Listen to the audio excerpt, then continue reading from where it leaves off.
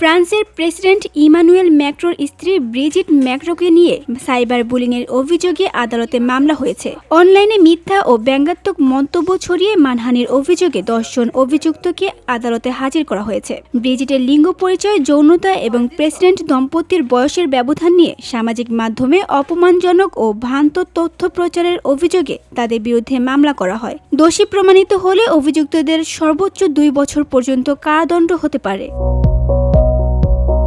আদালতে হাজির হওয়া ব্যক্তিদের মধ্যে রয়েছে এক নির্বাচিত কর্মকর্তা, এক আর্ট গ্যালারির মালিক এবং একজন শিক্ষক। এর আগে গত বছর সাংবাদিক নাতাশা রে এবং ইন্টারনেট ফরচুন টেলার অ্যামান্ডিন রয়ে একই ধরনের মিথ্যা দাবির কারণে মানহানির মামলায় দোষী সাব্যস্ত হয়েছিলেন, যদিও আপিল আদালত পরবর্তীতে তাদের খালাস দেয়।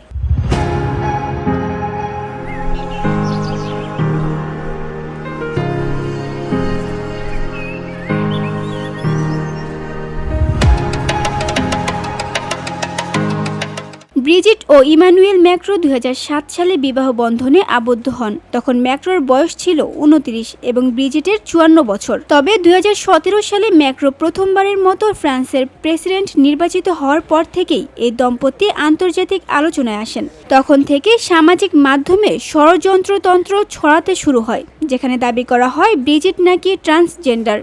সম্প্রতি যুক্তরাষ্ট্রের রাইট উইং ইনফ্লুয়েন্সার ক্যান্ডেন্স ওয়েন্স এই দাবি নতুন করে ছড়িয়ে দেন। বিষয়টি নিয়ে ক্ষুব্ধ প্রতিক্রিয়া জানিয়ে ইমানুয়েল ম্যাক্রো বলেছেন, তার পরিবারের সম্মান রক্ষায় ক্যান্ডেন্স ওয়েন্সের বিরুদ্ধে আইনি ব্যবস্থা নেওয়া হয়েছে। VOD Bangla news desk.